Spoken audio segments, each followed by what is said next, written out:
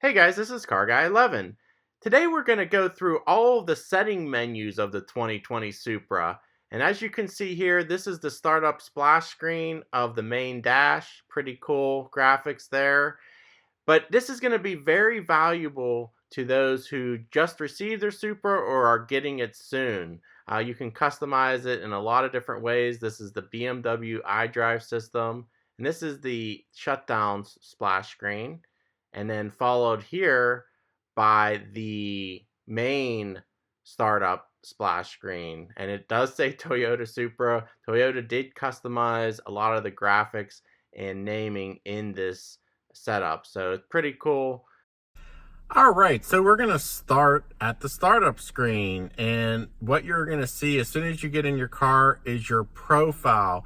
And this is very important to set the profile up, and I'll show you how to do that in a second. But as you can see, you can customize it, and of course mine is called Car Guy 11 instead of the generic Driver 1. Okay, so the functions on the screen are going to be controlled with this rotary dial and touchpad, and also these buttons. But it is actually a touch screen as well. I like to use the rotary knob not to fingerprint the touch screen. But so I'm just going to press down on that rotary knob to enter the main menu. And these tiles here you can also customize.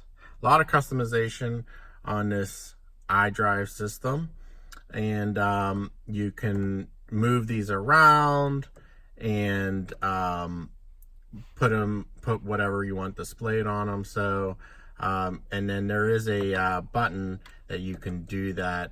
It's the menu button on the rotary knob, but you can reorganize them if you'd like. But anyway, the main purpose of this video is to go through the settings. All the vehicle settings are under my vehicle tile. So you're gonna just press down on that rotary knob and get a whole list of settings. And the first setting we're gonna change and you're gonna want to do is driver profiles. And first thing, it starts off as a guest. You're gonna want to change it to driver 1 or 2 or whoever, and name it something. And of course I have it named mine Car Guy 11. You can do that, just press down on that dial again, and then you can choose your name and type it in there. But it's a pretty cool feature. But the main thing is, when you're setting up anything else that we're going to do shortly, you need to have a profile. Otherwise you're going to lose it, because it will be under this guest setting, not the correct driver setting. So that's the first thing you want to do, is set up your driver profile. So after you get your driver profile named, you're going to want to start basically at the top to vehicle settings, and you can use the touchscreen or the dial press down to enter into these menus. And the first one is exterior lighting. So all these I have turned on. The first one is how many times the turn signals blink when you hit once on the turn signal stock. Daytime running lights are cool, has those strips in the headlights. Welcome lighting. Door handle lighting is neat. And then the pathway lighting is when you unlock the vehicle, how long the lights stay on. And then you can back up here. Doors key. I changed this to have all the doors unlocked with either the key or the door handle. This makes it easier if you have a passenger. Instead of having to open a door and then hit the unlock, this just unlocks everything. And then the tailgate itself, you can if you hit the tailgate button on the remote, have it unlock the doors as well, or just the tailgate. No big deal on that one. But again, these are sub menus you have to click on. There's a lot of deep menus in this system, and I'm going to show you some shortcuts here in a bit what you can do. But anyway, I have all these turned on as well, including folding mirrors when locked, which is not on standard. One thing I wish it did have was to turn off the chime or the chirp when you unlock the doors. It's kind of annoying, but that's unfortunately not an option yet. I am looking into coding. This is of course a BMW system, and in past BMW I had a very long time ago, I was able to code some of the options. So that'll be of course a future video. Next thing, Toyota's Supra safety system. Just know I'm going to make a separate video on the safety system, but you can configure this in your profile. It will remember how you configured it. And right now I do have that lane departure warning off, but you can easily turn it back on with the button in the center console here, the safety system. You just push it to turn everything back on. So, but we'll get into that in another video. Steering wheel vibration, I have turned on to light because it is very annoying on strong as it comes. This you barely feel at all, so I would recommend turning that to light. Speed assistant, I have that showing the current speed limit. This is in the factory navigation system. And otherwise it will ask you to change it. So you just wanted to show current limit, and it'll always show the speed limit sign on your heads-up display or dash. It's pretty neat. But you do not want warning when speeding, because otherwise it's going to blink at you when you exceed the speed limit. So I recommend turning that off. Speed warning I have turned off. That's just, again, another over the speed limit thing, and no one speeds here, so why would we need that? But next one is driver attention control. I just have that on standard. It hasn't really bothered me yet, so I think standard's okay for that. Parking, this one's important. You want to turn this one on when you approach a parked car or anything. The parking sensors will automatically show on the screen and show you how close you are. That's a pretty neat feature. So you want to turn that one on. This one though, parking sensors with braking, I actually had to turn off because my driveway's a hill, and also I have my Jeep, of course, parked in my driveway, and it's a little bit tight when I back out, and it kind of sees that and actually applies the brakes when I'm backing out. So you might have to turn that off depending on you know, your arrangement. But yeah, that one I have turned off. Plus you always have the sensors anyway that's beeping at you, so I don't really know why you need to auto brake when you're backing up. Cross traffic alert I do have turned on. All right, configure sport individual. Now this one, again, personal preference, and you can change this pretty much on the fly as well.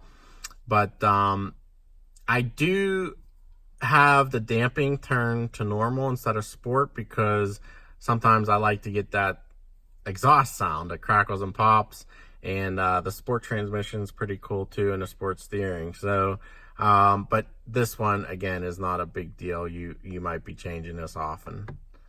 Climate functions, there's nothing really in here. I just have this in the middle, but that basically adjusts your upper vents. You can have it colder or warmer coming out of those upper vents. And then vehicle tracking I have on. That's for your app. You can track the vehicle. Oh, one more thing in the climate functions, you can set up comfort ventilation, which again, I don't think does much, but you could set up timers. It simply turns on the blower in your vehicle, but doesn't actually cool it or heat it. So that's that. So now we're going to back up and go to system settings. Mobile devices, that's your phone and everything. Not too much to set up there. Just know that if you have an iPhone, you will be using CarPlay, not the Supra system as far as phone and navigation and stuff. The charging mat just gives you this warning. Yes, I would turn that on. Forgotten mobile device if you have your phone on the charging mat. Language, of course, is English, you would think. And oh, and here also the speech mode, I have it on short, so it doesn't give you long speeches. And I have these two on as well. And then touchpad, you can use the top of the dial to help you with navigation searches and stuff. You can put letters in and stuff like that. And then displays, heads-up display, you can adjust the positioning of it. I did make some adjustments here. Also the brightness of it, and that is, you know, again, personal preference. And then you're probably going to want all these checked. It shows you all these in the heads-up display. Of course, this is only on the premiums that have the heads-up display. Control, unfortunately, you can only adjust the display at night, but it is rather dim during the day, and I've heard a lot of complaints about this. For some reason, they don't have brightness during the day, only when the lights are on. And then instrument panel, you can adjust what is shown at the bottom of the instrument cluster here. You can scroll through all these. Again, I would have all these on. And then we'll back out of there. And date and time. Date and time, you're gonna want to have automatic time settings. If you have the GPS, I don't know if the base model would have that without GPS. And then your units are going to be English, unless you're not in the US. Tone, this is your graphic equalizer, and there's a sub menu here where you can really configure it. And I'll show you a couple shortcuts to this because it's a little bit deep into the menus. Notifications, this is, I don't use it because I'm using the CarPlay. Again, this is a phone specific thing. Your car would connect to your phone and give you like your calendar, messages, missed calls and stuff. But again, since I have an iPhone, it goes through CarPlay. Pop-ups, oh, this is, you can have, when you press that sport button and the whole screen changes and goes to sport, I have that turned off because I know what sport mode does. I don't need to show the splash screen every time. So I just have that turned off so my map or whatever I have showing on the display stays. I don't need to see that every time I hit the sport button. That's a good one to turn off, in my opinion. Getting started, that's when you first set the system up to set up the profiles. Again, that's English. And then a data privacy thing, which again, I haven't turned on. Contents of main menu. This one is your tiles on the home page, and you can choose here. I have the map instead of just an arrow. I have your full onboard infos like fuel economy, your trip length, your Super Connect. I put weather, so it always shows the weather on a tile, not news and stuff. So that's that. And then we went through driver profiles, vehicle status. This one shows your tire pressures. And again, I'm going to show you a shortcut where you can get to this quickly. And then you can have see your engine oil, anything wrong with your vehicle, service required, stuff like that. So that's where all your vehicle stuff is. And then driving information is your onboard trip computers. There's two. There's an onboard and then a trip computer. And then sport displays is the last one. It shows horsepower and torque. But again, it's kind of gimmicky. I'm not sure what that's really useful. I'd much rather have like temperatures, oil temp and oil pressure, stuff like that.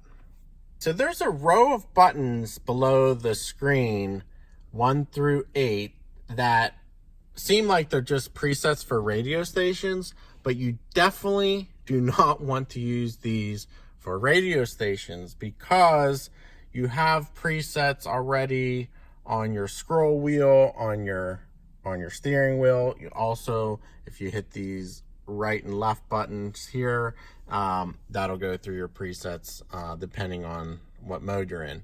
But anyway, you want to use these for your favorites for screens that are shown up here.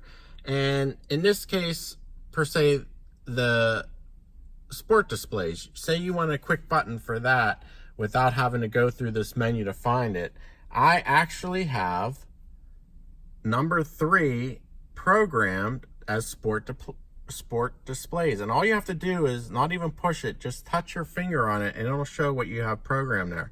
So if I hit that, it goes right to my sport displays. So pretty cool feature, and you could do that for all these 8 buttons. So number 1, for example, I have navigation to my home address. Number 2, I have the trip computer. Again, sport displays. 3, I have to configure the sport mode as one of them, instead of having to go through the menu or hitting that sport button and go through menus there.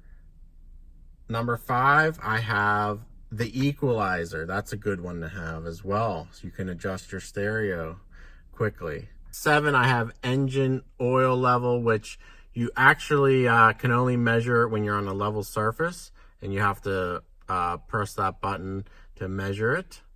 And then 8, I have tire pressures, which are kind of handy to have. And one other thing, you also want to make sure you have the split screen set up, and you hit that by going to options and making sure split screen is displayed. Now, what's cool is even if you have Apple CarPlay, you can have CarPlay on one side and still have, say, your media on the right side. And that's pretty rare. Usually car systems give you one or the other, but it's pretty neat that you can have both going at the same time in the Supra. So anyway, guys, I hope this helped you. Let me know in the comments below if you recommend me change any other settings, or if you have any other tips and ideas for me or to share with everyone else. But hopefully that was helpful for you. I know it's probably a little boring to go through these menus, but I actually enjoy it because I like customizing my vehicles. So anyway, guys, give this video a like and subscribe if you enjoyed it. Definitely stay tuned for more great Supra videos, and I'll see you in the next one. Take care.